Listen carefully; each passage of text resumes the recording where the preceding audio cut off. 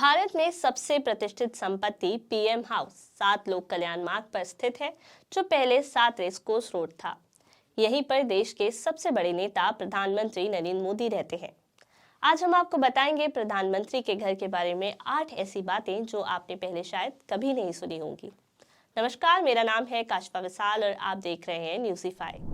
Modi house का आधिकारिक नाम पंचवटी है और यह आम जनता के लिए बंद रहता है। ऐसा कहा जाता है कि राजीव गांधी 1984 में इस आवास में रहने वाले पहले प्रधानमंत्री थे और 2014 से ये प्रधानमंत्री नरेंद्र मोदी के लिए पीएम हाउस बना हुआ है।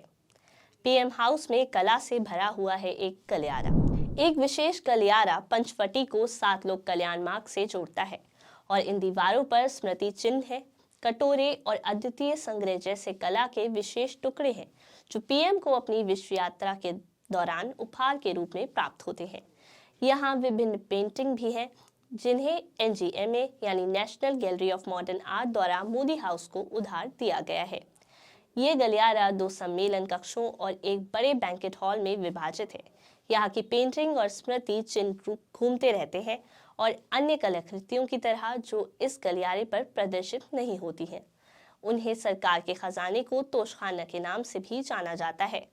यह कोई रहस्य नहीं कि मोदी हाउस के पास एक देश के रूप में भारत की सबसे अच्छी सुरक्षा है। जब आप पहली बार मुख्य द्वार में प्रवेश करते हैं तो आप 9 आरसीआर पर आते हैं, जो आपको आगे पार्किंग और स्वागत क्षेत्र में ले जाता है। इसके बाद 7, 1, 3 और 5 बंगलों के सामने आने से पहले आपको हाई एंड सिक्योरिटी मिलती है। ध्यान देने वाली बात यह है कि बिना किसी पूर्व सूचना के किसी को भी प्रधानमंत्री से मिलने की अनुमति नहीं है। कोई परिवार, कोई दोस्त बिना किसी पूर्व सूचना के यात्रा नहीं कर सकता और जो भी आना चाहते हैं उनके नाम एसपीजी गार्डों को अग्रिम रूप से दिए जाने की आवश्यकता होती है।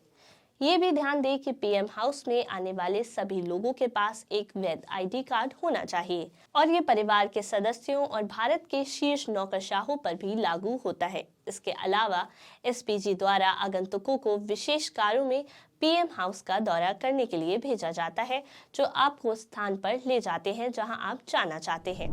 ये इलाका नो फ्लाई जोन है।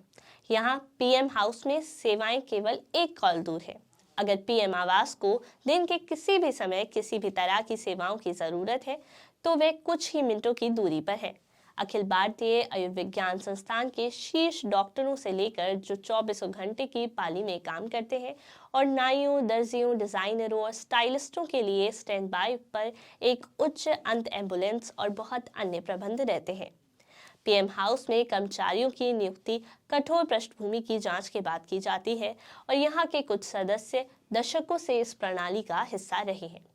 पीएम हाउस के अंदर मुख्य कार्यालय के अलावा जगह में 2 निजी सचिवों के दोनों और छोटे कमरे हैं।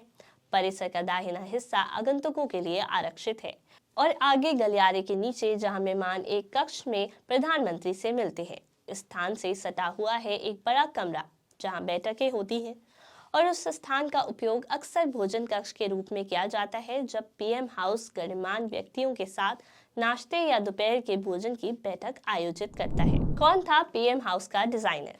मोदी हाउस सभी सुविधाओं और सेवाओं के साथ सादगी को भी परिभाषित करता है। नई दिल्ली में 7 लोक कल्याण मार्ग पर पीएम हाउस 1920 और 1930 के दशक के बीच डिजाइन किया गया था। कोई आश्चर्य नहीं कि ब्रिटिशर्स की इसमें भूमिका थी। वास्तव में पूरे घर को आर्किटेक्ट रॉबर्ट टोड रसेल द्वारा डिजाइन किया गया था, जो एडविन लुटियंस टीम का हिस्सा थे, जो प्रसिद्ध ब्रिटिश वास्तुकार थे जिन्हें दिल्ली के विभिन्न हिस्सों में विभिन्न सरकारी भवनों को डिजाइन करने के लिए जाना जाता था। 1 नहीं बल्कि 5 है पीएम हाउस में बंगले। अगर आप सोच रहे थे कि भारत के प्रधानमंत्री का आवास किसी अन्य राज्य से सरकारी बंगले की तरह है तो आप गलत हैं।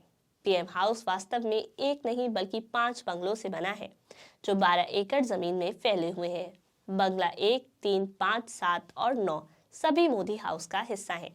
जहां नंबर 7 प्रधानमंत्री कार्यालय है, वहीं पीएम का निजी आवास 5 लोक कल्याण मार्ग है। स्पेशल प्रोटेक्शन ग्रुप या एसपीजी जैसे कि उन्हें कहा जाता है, बंगला नंबर 9 में रहते हैं। यहाँ रहने वाले लोग पीएम की सुरक्षा के लिए जिम्मेदार हैं और इसलिए एक ऐसे निवास में रहने के लायक है जो खुद देश के शीर्ष नेता के करीब है। यह स्थान उन कर्मचारियों के लिए एक टेनिस कोर्ट के लिए भी जाना जाता है जो फिट रहना चाहते हैं और जो मेहमान एक दो हाथ खेलना चाहते हैं। प्रधानमंत्री के मेहमानों को भी परिसर में एक विशेष स्थान मिलता है और कहा जाता है कि आमंत्रित होने पर बंगला 3 में रहते हैं।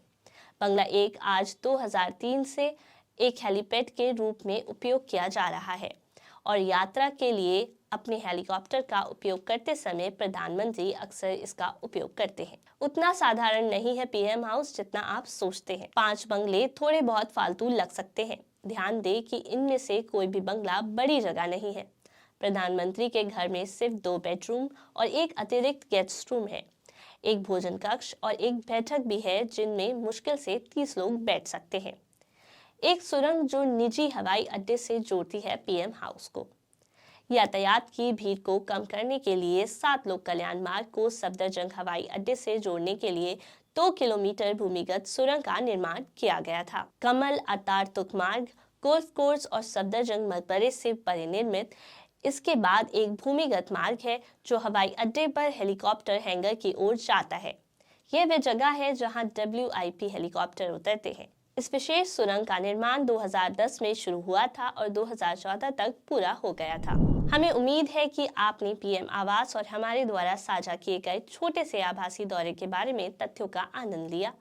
एक आश्चर्यजनक विरासत स्थल मोदी हाउस में विभिन्न पहलू है जो आगंतुकों को विस्मय में छोड़ देते हैं। आपको पीएम आवास के बारे में कौन सा तथ्य सबसे ज्यादा पसंद आया, नीचे टिप्पणी करके हमें बताएं। तो कैसी लगी आपको हमारी आज की ये पीएम हाउस से जुड़ी हुई वीडियो, कमेंट बॉक्स में कमेंट कर जरूर बताएं और हमारे चैनल को सब्सक्राइब करना ना भूलें। अगर आप ये वीडियो हमारे फेसबुक पेज पर देख रहे हैं तो इसको लाइक और शेयर करते चलें। आज के लिए इतना ही, कल फिर मिलते हैं किसी और नई वीडियो के साथ। तब तक के लिए नमस्कार।